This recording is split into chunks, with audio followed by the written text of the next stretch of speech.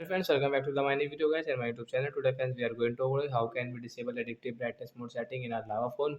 Guys, you want to disable your adaptive brightness mode setting, friends, you can disable it. And guys, now let's see how can we disable adaptive brightness in our lava phone. In this video friends, we will talk about. So before starting video, can first of all go and subscribe the channel guys, click the bell icon and like my video friends.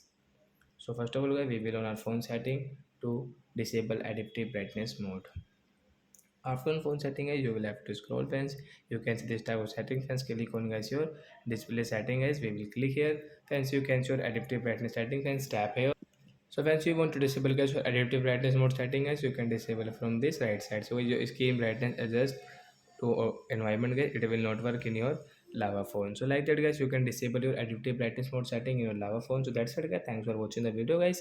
We will meet on next video guys with new topic. Before going guys, please go and like the video, subscribe the channel. Bye bye friends. Thanks for watching the video guys.